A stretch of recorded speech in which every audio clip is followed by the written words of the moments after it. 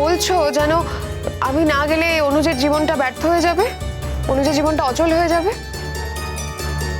আর সত্যি কথা বলতেই টুটুলদা যেটা বললো, অনু যদি সেই কথাটা সাপোর্ট করে, অনু যদি বলে, তাহলে আমি এক্ষুনি এই মুহূর্তে অনুজের জীবন থেকে আমি কিন্তু চলে যাব। কারণ আমি আর 5টা সাধারণ মেয়ের মতো অ্যাডজাস্ট করে অনুজের সাথে সংসার করার জন্য আমি ওর জীবনে যাচ্ছি না। আমি তো এরকম কোনো কথা তোমাকে বলিনি। তুমি তো প্রতিবাদও করছো না অনুজ, সবাই তো তোমার সামনেই কথাগুলো বলছে। সবার সব রকম কথার দায় তো আমার নয়। আজ কিন্তু আমরা খুব হ্যাপি মুডে এখানে এসেছি, আর এসেছিলাম আশীর্বাদ নিয়ে আলোচনা করতে। একটা কথা বুঝতে পারলাম না, যে বিয়েটা ভাঙলই না সেই বিয়েটা বাদ দিয়ে আরেকটা বিয়ের আশীর্বাদের কথা তোমরা বলতে এলে কি করে?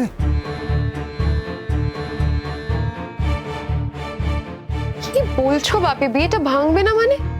বিয়েটা তো ভাঙবেই। আগে বিয়েটা ভাঙুক, তারপর না হয় কথাগুলো বলা যাবে। যেই গুড্ডি চলে গেছে তোমরা মনের আনন্দ চেপে রাখতে না পেরে বেরিয়ে পড়েছো, তাই তো? আনন্দ হওয়া কি অপরাধ আঙ্কেল? তোমার আঙ্কেলের কথা বাদ দাও তো, ও কোনোদিনও কোনো পজিটিভ কথা বলতে পারে না। আনন্দ হওয়াটা কিন্তু অপরাধ নয়। কি কারণে আনন্দ হচ্ছে সে কারণটা কিন্তু খুব ইম্পর্ট্যান্ট। কারণটা যদি অপরাধজনক হয় তবে আনন্দ হওয়াটা তো অপরাধ বটেই। ভাস্কর, আমাকে একটা সত্যি কথা বলতো, তুই কি চাস না এরা দুজন যারা একে অপরকে ভালোবাসে তারা একসঙ্গে সুখী থাকুক? তুই কি গ্যারান্টি করতে পারিস শিরিন যদি অনুজের কাছে যায় তাহলে অনুজ কি শিরিনকে সুখী করতে পারবে? কিংবা শিরিন কি অনুজকে সুখী করতে পারবে? ওদের মধ্যে কোনোদিন কোনো গন্ডগোল হবে না। ভাস্কর, তুই একটা অদ্ভুত কথা বললি। আমি জানি না এর মধ্যে, তোর কথার মধ্যে কোনো ম্যাচিউরিটি নেই। দুজন মানুষ একসঙ্গে থাকবে, ঠোকাঠুকি লাগবে। তোদের কোনোদিন ঠোকাঠুকি লাগেনি? তার মানে তো এটা নয় যে তাদের একেবারে ডিভোর্স হয়ে যাবে। আমি তো সেটাই মেন করতে চাইছি। ওদের মধ্যে কি কোনো মেজর ইস্যু হবে না যাতে ওরা আলাদা হয়ে যায়? তুই কি গ্যারান্টি করতে পারিস? হ্যাঁ, গ্যারান্টি করছি ওরা একসঙ্গে খুব ভালো থাকবে, এই গ্যারান্টি আমি করছি। তার কারণ ওরা দুজন ভালো মানুষ, দুজন দুজনকে ভালোবাসে। তারপরেও যদি অন্য কিছু হয় সেটা নেহাতি দুর্ভাগ্য। আমরা শুধু আশা করতে পারি যে ওরা ভালো থাকবে, এবং এটা আমার বিশ্বাস ওরা ভালো থাকবে। কিন্তু হয়তো 100% গ্যারান্টি বোধহয় কেউই দিতে পারবে না, ঈশ্বর ছাড়া। যা বুঝতে পারছি, পিগলু কালকেই বোধহয় যাবি নাকি সইটা করাতে? হ্যাঁ, শুভ কাজ ফেলে রেখে আর কি লাভ, কালকেই যাবো। হ্যাঁ, আমিও তো সেটাই বলছি। শুভ কাজ বেশি দিন ফেলে রাখার কোনো মানেই হয় না। আর এই আইনের যা ব্যাপার স্যাপার আছে ওগুলো তাড়াতাড়ি মিটিয়ে ফেলো তো ভাইয়া, আমরাও তাহলে একটু মন খুলে আনন্দ করতে পারবো। ভালো লয়ার নিয়েছিস? হ্যাঁ, যাকে অ্যাপয়েন্ট করেছি তাকে সবাই এক ডাকেই চেনে। তার কাছে এটা খুব ইজি, জল ভাত। তাহলে তার কোনো আশাই রইল না, তাই তো দাঁড়াচ্ছে। ছোটকা, তুমি কি বলতে চাইছো ঠিক বুঝলাম না। সহজ করেই তো বললাম কথাটা। এত বড় উকিল, সে ভদ্রলোক তো ডিভোর্সটা করিয়েই ছাড়বেন। আর কোনো আশা রইল না ডিভোর্সটা না হওয়ার। সহজ করেই তো বললাম, না বোঝার তো কোনো কারণ নেই। না, আশা নেই, নেই আশা। আমি সরি। তার কারণ পিগলু এই সম্পর্কটা রাখতে চায় না। বারবার এক কথা বলছিস কেন? তোমাদের সবার দুঃখ হচ্ছে নাকি? আর টুটুলদা, তুমি হঠাৎ এভাবে পাল্টে গেলে যে? হ্যাঁ, পাল্টে গেলাম। আমি পরিষ্কার কথা পরিষ্কারভাবেই বলছি, মেয়েটাকে চিনতে আমি ভুল করেছিলাম। ইনফ্যাক্ট আমরা সবাই ভুল করেছিলাম।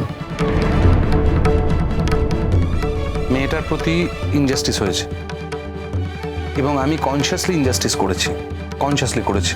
আমি কাউকে দায়ী করবো না যে আমাকে প্ররোচিত করা হয়েছে, কিন্তু দোষ আমার এবং মেয়েটার প্রতি যা যা ইনজাস্টিস আমি করেছি সেগুলো সব কটার জন্য আমি রিপেন্ট করি।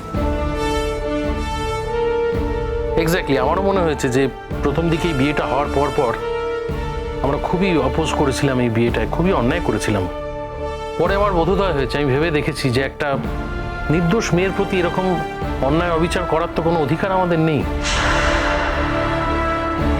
কিন্তু এখন তো আমাদের হাতের বাইরে তীর চলে গেছে, আর কিচ্ছু করার নেই আমাদের। তোমাদের তো উপলব্ধি ঠিক কবে হলো বলো তো? হয়েছে সোহাগ, যার যার মতো করে হয়েছে, কেউ কাউকে প্রভাবিত করেনি।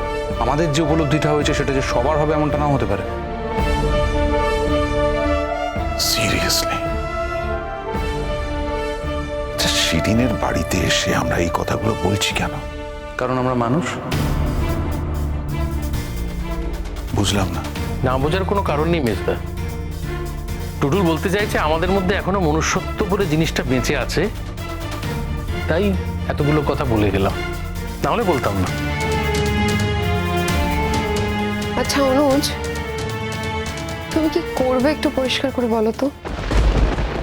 আমি যা বলেছি আমি তাই করব।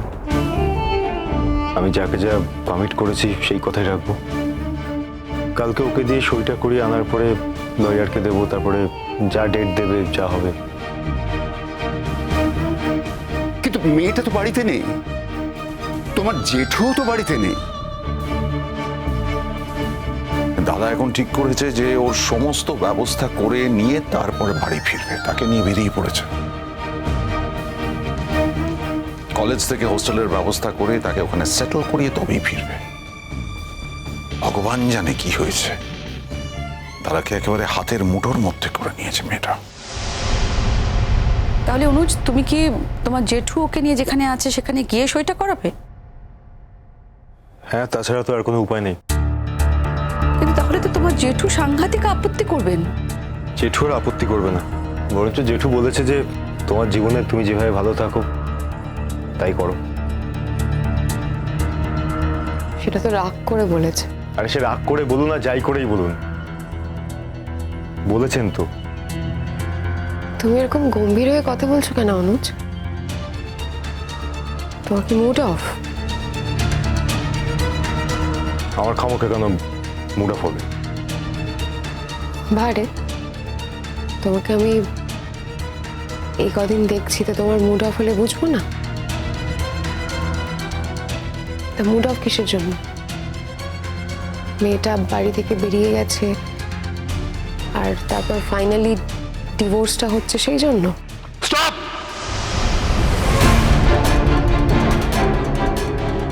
স্টপ! আমার সত্যি আর ভালো লাগছে না, আমি আর পারছি না। আমাকে একটু শান্তিতে সবাই মিলে বাঁচতে দেবে। আমি হাত জোড় করে অনুরোধ করছি সবার কাছে, আমি ভিক্ষে চাইছি, আমাকে একটু বাঁচতে দাও।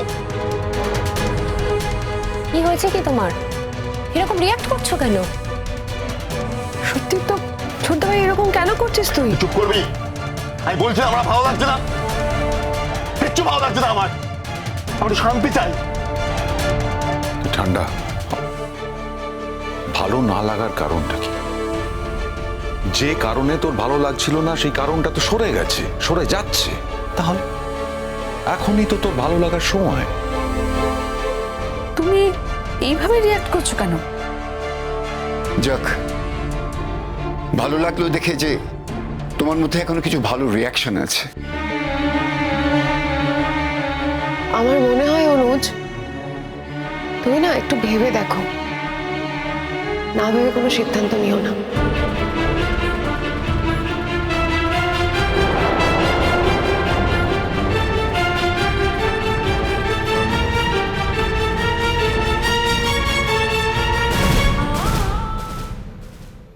একটা সই করে দেবে?